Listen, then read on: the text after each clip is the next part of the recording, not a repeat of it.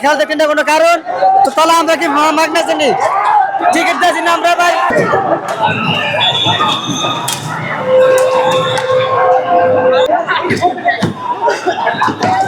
আমরা দেখতে পাচ্ছি পুলিশ কিন্তু সজোরে একজনকে নিয়ে একজনকে কিন্তু এই মুহূর্তে ভিতরে প্রবেশ করালো ধরে আপনারা দেখছিলেন।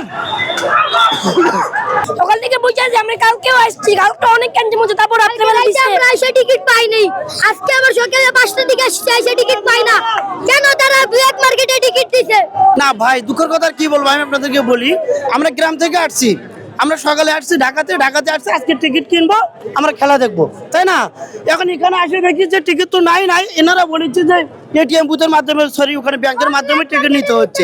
কার কাছে এটিএম কার্ড আছে? আর সবাই ইয়ং জেনারেশন ছেলে পেলে সবাই টাকা নিয়ে আসছে, টিকিট কাটবে, খেলা দেখবে। ওনারা এটা প্রতারণা করছে, একদম প্রতারণা এটা। এখান থেকে হাজার হাজার যারা আছে, কেউ বিনা টাকায় এখানে বিনা টাকায় কেউ ঢুকবে না ভাই, সবাই টাকা দিয়ে টিকিট কাটবে, টিকিট কেন পাবে না ভাই? বলা তো হয়েছিল যে অনলাইনে টিকিটটা দেওয়া ঘোষণা দেওয়া হয়েছিল। আচ্ছা, অনলাইনে ঘোষণা দিয়েও যারা অনেকে ঘুরে আসছে যে টিকিট পায়নি, আমার মতো শুধু আমি একা না, এখানে হাজার হাজার বড় ভাই আছে, তারা তাদের কাছ থেকে শোনেন, সেখানে কোনো টিকিট নেই, এবং নেটে ঢুকলে মানুষ পাচ্ছে না। তারা বলেন যারা নেটে কিনছে তারা মানে টিকিট পাচ্ছেই না, মানে বলতেছে তারা দেখতেছে, তারা বিসিবি সিদ্ধান্ত নেবে, তারপর নেটে যারা কিনছে তাদের টিকিটের ব্যবস্থা নেওয়া হবে। বিসিবি অবশ্যই কালোবাজারি করতেছে, তারা বলতেছে 31 কোটি টাকা উন্নয়ন করছে, কোথায় তারা 31 কোটি টাকা উন্নয়ন? দর্শকরা যদি খেলা দেখতে না পারে তাহলে কিসের জন্য কিসের উন্নয়ন? ঢুকবে। আপনি দেখেন, আপনি কয়জনকে আটকাবেন? যারা দূর দূরান্ত থেকে খেলা দেখার জন্য আসছে, আমি না ধৈর্য ধরলাম, আরেকজন ধরবে না। দেখেন, আর একটু টাইম হলে, আপনার যদি টাইম অনুযায়ী গেট যদি না ভাঙে, আপনারা মিডিয়া এখানে থাকেন, টাইম পার হবে, গেট ভাঙবে, গেট ভাঙবে। কোনো দলীয় না ভাই, কোনো দলীয় না, আমরা দর্শক। আমি অনলাইনে ট্রাই করছি, সার্ভার ডাউন, এই জায়গায় আসছি, টিকিট নাই, মানে আমরা টাকা দিয়ে টিকিট নাইতে যাচ্ছি, এই জায়গায় তাদের কাছে টিকিট নাই। বড় বড় ব্র্যান্ডের কোম্পানি থেকে তারা বেশি দামে টিকিটগুলো বিক্রি করে ফেলছে।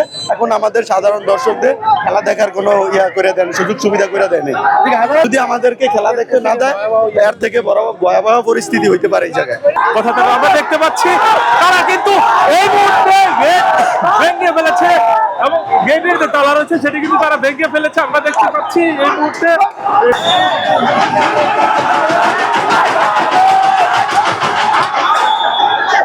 এই পাশে আমরা দেখতে পাচ্ছি দুই পাশেই কিন্তু এখানে দর্শক যারা রয়েছেন তারা কেন পান নাই? মানে ব্যাংকে গেছি, ডাচ বাংলা ব্যাংকে, টিকিট হচ্ছে 200 টাকা, তা 800 টাকা যায়, তারপর 1000 টাকা। আমরা দেখতে পাচ্ছি এখানে তো লোহার ব্যারিকেডে দেওয়া, সেটি কিন্তু ভেঙে ফেলা হয়েছে, ফেলে দিয়েছে। ডাকাতের সামনে, ঠিক সামনে পুলিশ রয়েছে।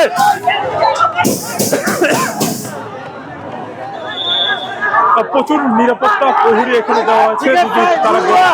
ভাই সাতক্ষীরা তো নাই, জাহাজপুর খেয়াল দেখেন না কোনো কারণ তো তাহলে আমরা কি মাগনা জানি টিকিট দিয়েছি না আমরা ভাই, মাগনা এদিকে আমরা তো টিকিট দিয়েছি এদিকে আমাদের সাথে। এটা কি বাংলাদেশ কি এটা?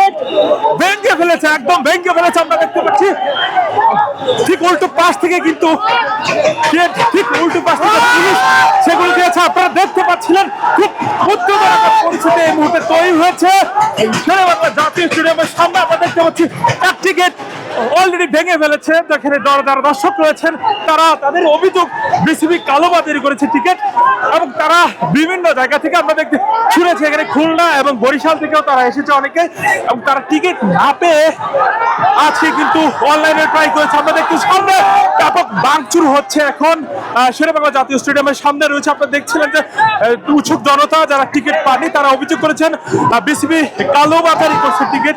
আমরা দেখতে পাচ্ছি এর সামনে সবকিছু কিন্তু ভেঙে ফেলা হচ্ছে, টিকিট না পেয়ে দর্শক কিন্তু উত্তেজনাকর পরিস্থিতি এখানে তৈরি হয়েছে। আমরা দেখতে পাচ্ছি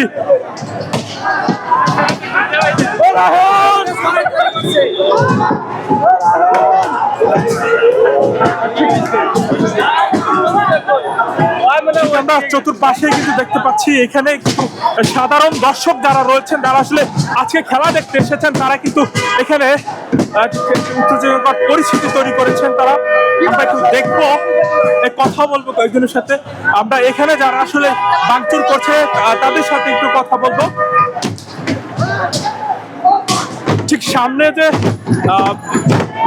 যেগুলো রাখা হয়েছে একটু কথা বলবো আপনাদের সাথে। কেন ভাঙচুর করছে? ভাই আমরা সকাল থেকে খাওয়া দাওয়া বাদ দিয়ে আমরা খেলা দেখতে আসি। সকাল 6টা থেকে আমরা লাইনে কোনো টিকিট পাচ্ছি না। ব্যাংকে গেছি মাদারপুর থেকে সকাল 5টা বাজে খাড়া হয়েছি ভাই। অনেক টিকিট পাই না, অনেক সকালে খাবার খাই না, বুঝেন না কত পরিশ্রম করে মাদারপুর থেকে আইছে মাত্র খেলা দেখতে। ব্যাংকে গেছি টিকিট না পাইতে লাইসি কি করতে ভাই বলেন?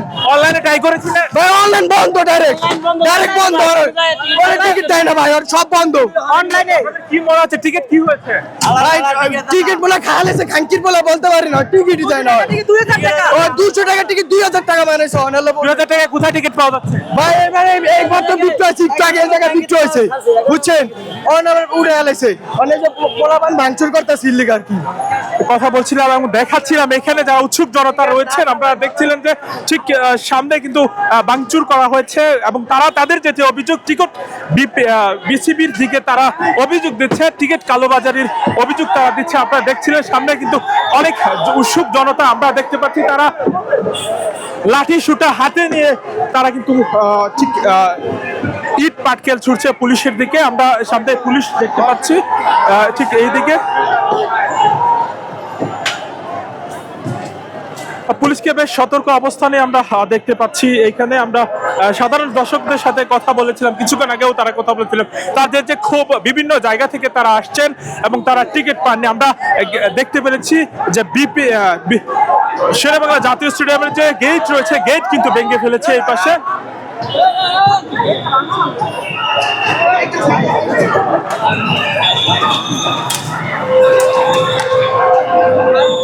এই মুহূর্তে পুলিশ এবং দর্শকদের ভিতরে ধাওয়া পাল্টা দেওয়া হচ্ছে। আমরা দেখতে পাচ্ছি পুলিশ কিন্তু সজোরে একজনকে নিয়ে একজনকে কিন্তু এই মুহূর্তে ভিতরে প্রবেশ করালো ধরে। আপনারা দেখছিলেন উত্তেজনাকর পরিস্থিতি তৈরি হয়েছে এই মুহূর্তে এবং ঠিক সেই পাশেই কিন্তু